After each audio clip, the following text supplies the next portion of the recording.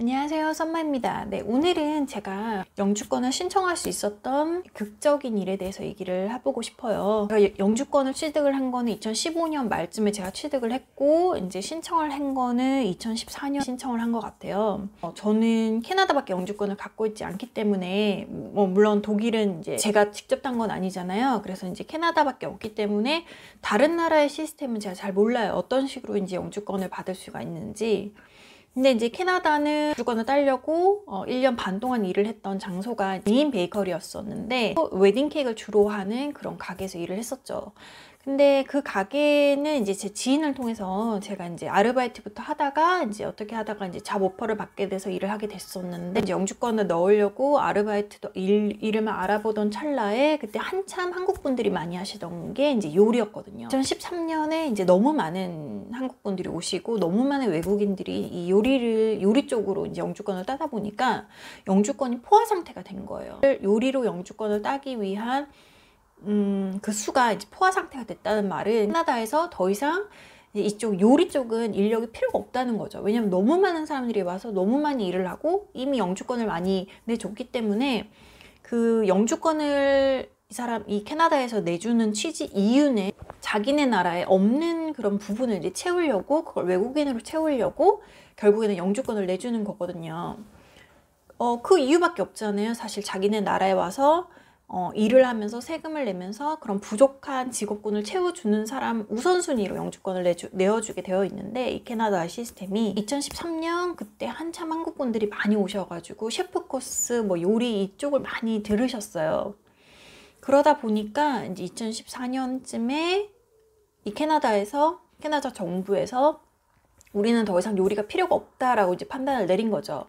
그래서 제가 굉장히 정말 너무 그때 캐나다에 대해서 정말 아니 어떻게 시스템이 이렇게 될 수가 있지라고 생각을 했었던 거는, 2014년에 제가 이제 1년 반 일 경험을 채워서 이제 2014년에 이제 어플라이를 하려고 준비를 하고 있는데, 그날 인터넷 그 CIC 캐나다 정부 사이트에 들어가니까 거기 대문짝만한 광고가 난 거예요. 뭐라고 났냐면, 우리는 오늘부터 셰프는 받지 않는다, 쿡은 받지 않는다라는 문구가 뜬 거예요. 그러면 상식적으로는 1년이나 1년 반 전부터 공고를 해야 되는 거잖아요. 앞으로는 1년 반 2000 몇 년까지는 우리가 받고 그 이후에는 받지 않으니 준비를 하지 말라라고 얘기를 해야 되는데, 아무런 얘기도 없다가 2014년 초반에 그냥 그 공고가 뜬 거예요. 셰프 아니면 쿡, 이쪽 요리 쪽은 우리는 받지 않겠다. 그래서 그러다 보니까 제가 알던 지인들이 이제 요리를 많이 했죠. 왜냐면 이제 셰프 코스를 저도 들었기 때문에 아름아름 한국 분들이 굉장히 많으셨는데, 2천만 원 넘게 들여서 영주권을 따려고 일부러 캐나다의 그 컬리지까지 가서 고생하면서 어느 레스토랑이라든지 어느 호텔에서 이제 쿡이나 셰프로 일을 막 했었죠. 그리고 준비를 하려고 이제 서류를 막 모으고 있는데 갑자기 공고가 뜨니까 이게 뭐야? 약간 이렇게 된 거예요. 나는 지금 온 지 한 3, 4년 돼가지고 열심히 일해가지고 일부러 컬리지까지 가가지고 하려고 했는데 어떻게 이렇게 되지?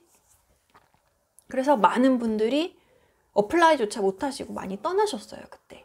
근데 이제 저는 정말 운이 좋게도 제가 이제 레스토랑이라든지 아니면 호텔이라든지 이런 데서 일을 했다면 이제 쿡으로 들어가는 거죠. 그리고 그 호텔같이 그런 정말 큰 기업들은 그렇게 그런 영주권의 사정을 많이 봐주지는 않아요. 왜냐하면 워낙에 그런 사람들이 많고 워낙에 영주권이라든지 이런 거를 따려는 사람들이 많기 때문에, 그래도 예를 들어서 쿡이라는 포지션을 가지고 있어서 쿡이라는 포지션에서 일을 한다고 해도 약간의 그런 걸 베이커로 이렇게 변경을 해서 하거나 뭔가 타이틀적으로 변경을 해줄 만도 한데 그런 걸 전혀 해주질 않는 거예요. 근데 이제 저는 운이 좋게도 제가 일했던 그 베이커리에 베이커였죠. 저는 베이커였지만 어떻게 보면 또 페이스트리 셰프였기도 했고, 어떻게 말을 바꾸면 쿡이 될 수도 있는 건데, 이제 제 오너는 이제 저를 베이커로 해서, 베이커는 그때 당시도 문이 열려 있었거든요. 그래서 만약에 제가 호텔이나 이런 데서 그냥 쿡으로 제과제빵을 했다면 저도 아마 못 받았을 수도 있어요. 제가 오늘 말씀드리고 싶은 거는 캐나다의 법이 굉장히 변수가 많아요. 왜냐면 굉장히 영한 나라고 지금 굉장히 많은 과도기를 겪고 있는 나라이기 때문에 어느 직업군에 어떤 게 필요한가 안 한가가 바로바로 그런 데이터들이 많지가 않은 거예요. 그래서 미리미리 2년 전부터 3년 전부터 공고를 하는 게 아니라 오늘부터 이번 달부터 다음 달부터 그래서 그렇게 법이 막 바뀌어요. 그래서 어떤 분이 저한테 질문을 하시더라고요. 캐나다로 영주권을 취득을 하고 싶은데 어떤 직업군을 선택을 해야 될까? 아니면 어떤 과를 가야 될까? 근데 그건 사실 굉장히 변수가 많아요. 왜냐면 컬리지를 들어갈 때 어떤 과를 정해서 컬리지를 들어갔다고 해도 2년, 3년 뒤에 졸업을 할 때쯤에 그리고 1년 반 정도 일을 해서 경력을 모아서 넣을 때쯤에 한 3, 4년 뒤에는 또 어떤 직업군이 안 된다고 문이 닫힐 수도 있는 거거든요. 제가 듣기로는 최근에 이제 코로나 때문에 이제 인력이나 이런 것들이 많이 필요해진 거죠. 이 사람들도. 아마 그렇기 때문에 그거에 맞는 또 직업군을 많이 개방을 할 거예요, 아마. 그래서 캐나다로 이민을 준비를 하시거나 영주권을 준비를 하시는 분들이 컬리지라든지 아니면 본인의 뭐 전공 아니면 본인의 커리어를 어떤 식으로 풀어나가야 될지가 사실 굉장히 어려운 숙제예요. 내가 좋아하는 것만 하자니 영주권과 좀 거리가 있는 것 같고 내가 원하는 도시로에서 살자니 영주권의 문이 넓지가 않은 것 같고 그래서 이제 그런 거를 사실 누구 하나 정확하게 이 과를 나오면 100% 됩니다라고 사실 말을 하는 사람은 사기꾼이에요. 그거는 그런 뭐 이주공사라든지 아니면 그런 유학원에서 그렇게 이걸로 가세요라고 말을 하면 그건 좀 믿으면 안 돼요. 저도 당연히 쿡이 될 줄 알았었고 쿡, 셰프, 뭐 베이커 다 어쨌든 같은 카테고리이기 때문에 다 되는 거 아니야 했었는데 베이킹만 하는 친구들, 베이커로서 일을 하는 친구들 외에 쿡이나 셰프들은 다 돌아갔어요. 그래서 캐나다로 이주를 생각을 하시는 분들, 영주권을 생각하시는 분들은 정말로 밸런스를 잘 맞춰서 과를 선택하시는 게 중요해요. 아니면 영주권을 혹시 못 딴다고 해도 차선책으로 뭔가가 내가 이 컬리지를 들어가서 이 과를 나왔을 때 영주권은 아니지만 뭔가 회사나 이런 데 스폰서를 받아서 취업이 잘 되는 회사, 그러면 그게 영주권에 연결이 될 수도 있거든요. 그래서 많은 가능성을 열어둘 수 있는 그런 과, 그런 학교를 선택하시는 게 중요해요.